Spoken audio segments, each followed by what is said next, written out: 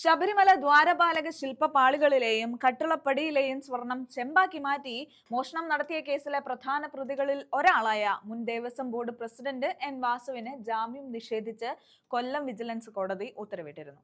ഈ കേസിലെ മൂന്നാം പ്രതിയാണ് എൻ വാസു. പ്രായവും ആരോഗ്യസ്ഥിതിയും പരിഗണിച്ച് ജാമ്യം അനുവദിക്കണമെന്ന ആവശ്യം കോടതി അംഗീകരിച്ചില്ല എന്ന് മാത്രമല്ല, ഇതോടെ എൻ വാസുവിന് ജയിലിൽ തന്നെ തുടരേണ്ടി വരും എന്നതും ഉറപ്പിച്ചു. നല്ലൊരു പദവിയിലിരുന്ന ആള് നല്ല കാലത്ത് നല്ല രീതിയിൽ സമ്പാദിച്ചിരുന്നെങ്കിൽ ഈ വയസ്സാം കാലത്ത് മര്യാദയ്ക്ക് സന്തോഷത്തോടെ അയാൾക്ക് ജീവിക്കാമായിരുന്നു. പക്ഷേ ഇതിപ്പോ വാർദ്ധക്യം ജയിലിൽ തീർക്കേണ്ട അവസ്ഥയാണ്. 2019 ഉണ്ണികൃഷ്ണൻ പോറ്റിക്ക് സ്വർണ്ണപ്പാളി കൈമാറുമ്പോൾ സ്വർണം പൂശിയ കട്ടിളപ്പാളികൾ ചെമ്പെന്ന് രേഖപ്പെടുത്തിയത് എൻ വാസുവിന്റെ അറിവോടുകൂടിയാണ് എന്നാണ് SIT കണ്ടെത്തിയിരിക്കുന്നത്. എന്നാൽ ഇത് തെറ്റാണെന്ന് കോടതിയിൽ ധരിപ്പിക്കാനാണ് പ്രതിഭാഗം ശ്രമിച്ചത്. ഉണ്ണികൃഷ്ണൻ പോറ്റിക്ക് സ്വർണ്ണപ്പാളികൾ കൈമാറുമ്പോൾ എൻ വാസു സ്ഥാനത്തുണ്ടായിരുന്നില്ലെന്നും വിരമിച്ചെന്നുമായിരുന്നു പ്രതിഭാഗത്തിന്റെ വാദം. എന്നാൽ ഇക്കാര്യങ്ങളൊന്നും കോടതിയിൽ നിലനിന്നില്ല. കേസുമായി ബന്ധപ്പെട്ട് വാസുവിന് കൃത്യമായി ധാരണയുണ്ടായിരുന്നെന്നും ഗൂഢാലോചനയിൽ അടക്കം പങ്കുണ്ടെന്നുമാണ് SIT അറിയിച്ചത്. തുടർന്നാണ് ജാമ്യാപേക്ഷ ഇപ്പോൾ തള്ളിയിരിക്കുന്നത്. അതുപോലെ ശബരിമല സ്വർണ്ണക്കൊള്ള കേസിൽ അന്വേഷണത്തിന് 1 മാസം കൂടി സമയം നീട്ടി നൽകിയിരിക്കുകയാണ് ഹൈക്കോടതി. അന്വേഷണത്തിന് ഹൈക്കോടതി അനുവദിച്ച 6 ആഴ്ചത്തെ സമയം ഇന്ന് അവസാനിച്ചു. അപ്പോഴാണ് 1 മാസം കൂടി നീട്ടി നൽകിയത്. ഇത് സംബന്ധിച്ച ഇടക്കാല ഉത്തരവാണ് ഹൈക്കോടതി പുറത്തിറക്കിയിട്ടുള്ളത്.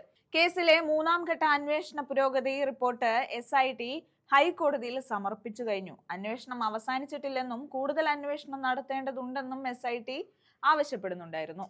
തുടർന്നാണ് 1 മാസം കൂടെ ഹൈക്കോടതി ദേവസ്വം ബെഞ്ച് അനുവദിച്ചത്.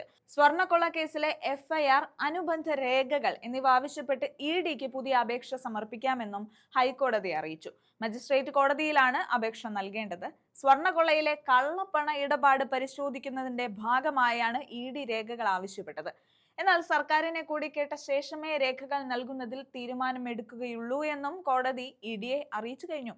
അന്വേഷണം 1 മാസം കൂടി നീട്ടിയതോടെ അന്തിമ റിപ്പോർട്ട് സമർപ്പിക്കാൻ വേണ്ടി പ്രത്യേക സംഘത്തിന് 4 ആഴ്ചത്തെ സമയം കൂടി കിട്ടി എന്ന് പറയാം.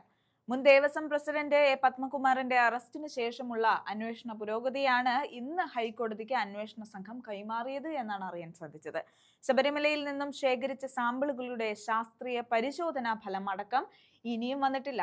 അതുപോലെ ഇക്കാര്യങ്ങളടക്കം ഹൈക്കോടതിയെ അറിയിക്കുകയും ചെയ്തു. ശബരിമല സ്വർണ്ണക്കൊള്ള കേസിൽ ആദ്യമുണ്ടായത് ഉണ്ണികൃഷ്ണൻ പോറ്റിയുടെ അറസ്റ്റാണ്. പിന്നാലെ ശബരിമല മുൻ അഡ്മിനിസ്ട്രേറ്റീവ് ഓഫീസർ മുരാരി ബാബു, മുൻ തിരുവാഭരണ കമ്മീഷണർ KS ബൈജു, മുൻ പ്രസിഡന്റ് A. പത്മകുമാർ എന്നിവരെയും അറസ്റ്റ് ചെയ്തിരുന്നതാണ്. അതുപോലെ ശബരിമല സ്വർണ്ണക്കൊള്ള കേസിൽ പ്രതിയായ ദേവസ്വം ബോർഡ് മുൻ പ്രസിഡന്റ് A. പത്മകുമാറിന്റെ ജാമ്യാപേക്ഷ കഴിഞ്ഞ ദിവസമാണ് നീട്ടിവെച്ചിരുന്നത്. ഈ മാസം 8-ലേക്കാണ് മാറ്റിവെച്ചത്. ഈ കഴിഞ്ഞ ശനിയാഴ്ചയാണ് പത്മകുമാർ കൊല്ലം വിജിലൻസ് കോടതിയിൽ ജാമ്യ ഹർജി നൽകിയത്.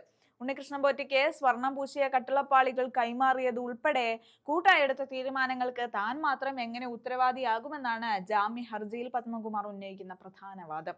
തിരുവിതാംകൂർ ദേവസ്വം ബോർഡിലെ അന്നത്തെ അംഗങ്ങളെ കൂടി പ്രതിക്കൂട്ടിലാക്കുന്നതാണ് പത്മകുമാറിന്റെ ജാമ്യ ഹർജി. എന്തായാലും ശബരിമല സ്വർണ്ണ കട്ടവരാരും സുഖിച്ച് ജീവിക്കാമെന്ന് കരുതണ്ട. ഓരോ ആളുകളുമായി കട്ടവരെല്ലാം കുടുങ്ങുമെന്ന് ഉറപ്പിക്കാം. അതിലാരൊക്കെ ഉണ്ടാകുമെന്ന് ഇനി നമുക്ക് കണ്ടറിയാം.